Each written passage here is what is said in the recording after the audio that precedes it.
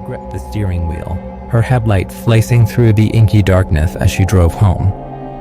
The road was deserted, save for the swaying silhouettes of trees lining the path. As her car approached the old house on Elm Street, a faint flicker of light caught her attention. She flowed, eyes fixed on the upstairs window where the light seemed to pulse deliberately, almost as if beckoning her. Sarah felt a chill run down her spine, dismissing it as a trick of the night. But as she was about to drive away, a shadow shifted in the window's reflection. It was tall, unnaturally thin, and moved with an eerie, jerky motion. Her heart pounded as she glimpsed it once more. A figure at the window, staring directly at her.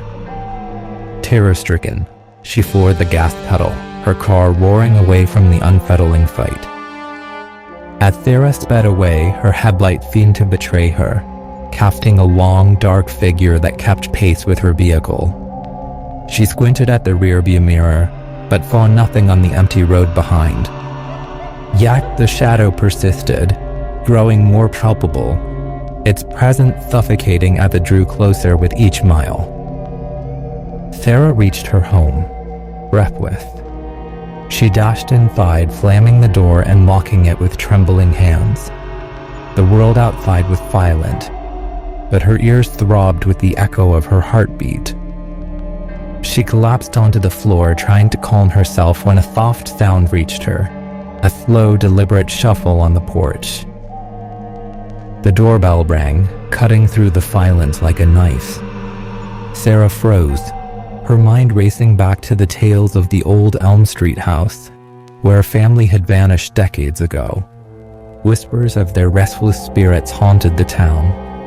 The bell rang again, accompanied by the voice of a child, gentle yet persistent, calling her name. "Come out and play," it urged, each word dripping with an uncanny familiarity. Summoning every ounce of courage, Sarah approached the door, heart pounding. She hesitated, hand hovering over the doorknob, fear and curiosity warring within her. The voice called again, soft yet insistent, as if the child knew her every thought. "Come out and play," it repeated, the words echoing in her mind, teasing her with the promise of answers, or perhaps more questions, waiting beyond the door.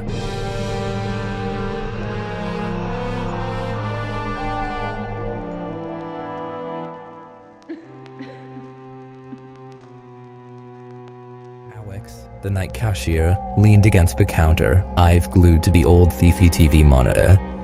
The store was cloaked in silence, a kind that made every creak of the shelves echo ominously.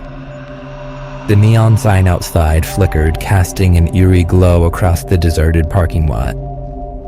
The clock ticked slowly towards 3 a.m., when the familiar hum of the CCTV screen caught Alex's attention. One of the feeds flickered, static lines briefly dancing across the screen. Camera 4, positioned over the candy aisle, revealed a shadowy figure standing still, dressed in a long, dark coat.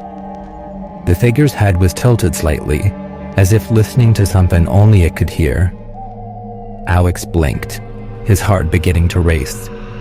He hadn't heard the door chime, and a quick glance confirmed it was still securely locked. The screen showed the figure standing closer now, unmoving, and in that moment, Alex realized he was not alone in the store.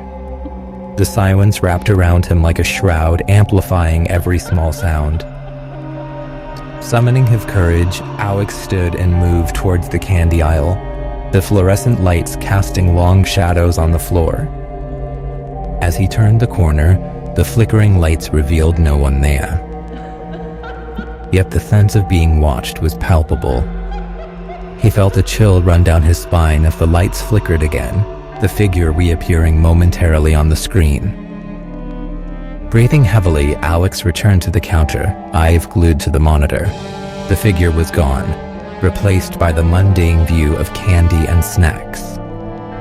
He couldn't shake the feeling that something was still lurking, just beyond his line of sight. The silence now felt like a presence, heavy and watchful. As dawn began to break, the oppressive silence lifted, replaced by the soft hum of the city waking up. Alex exhaled, the tension slowly dissipating with the arrival of the morning light. The figure, whether a figment of his imagination or something more, was gone. But the memory lingered, etched in the quiet corners of his mind, a reminder of the night when shadows came to life.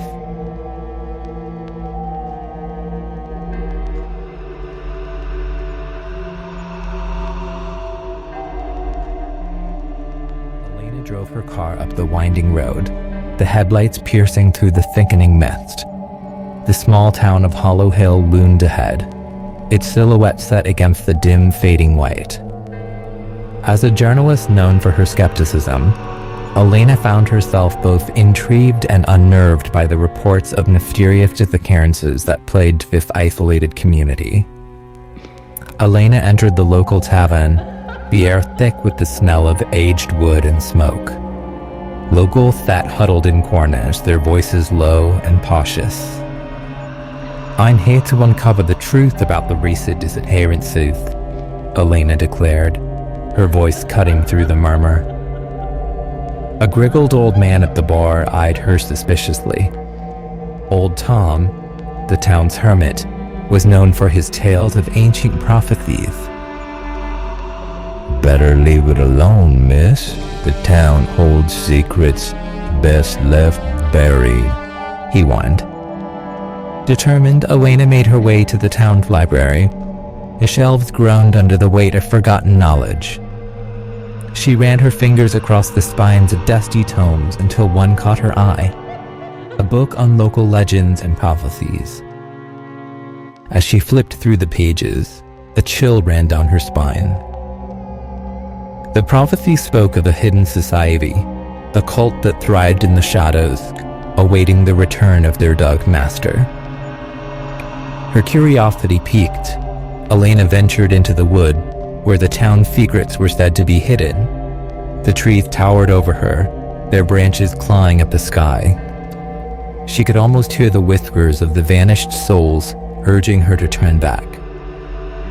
Suddenly, she stumbled upon a clearing where hooded figures stood chanting in a language long forgotten.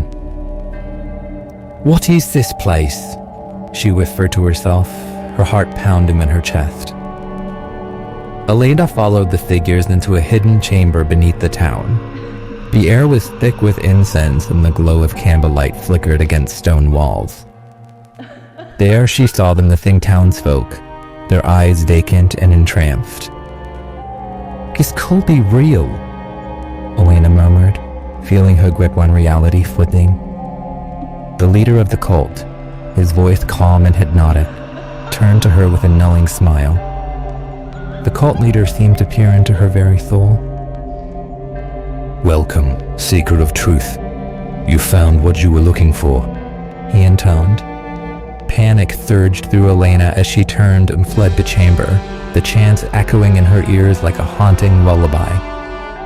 The night air was crisp and cold as she raced through the woods, branches snagging at her clothes. She reached her car and drove away from Hollow Hill, the town's secrets still clinging to her like the mist. As dawn broke, she questioned if it was all a dream or if the nightmare was just beginning. Her mind buzzed with the echoes of what she had seen, blurring the line between reality and nightmare.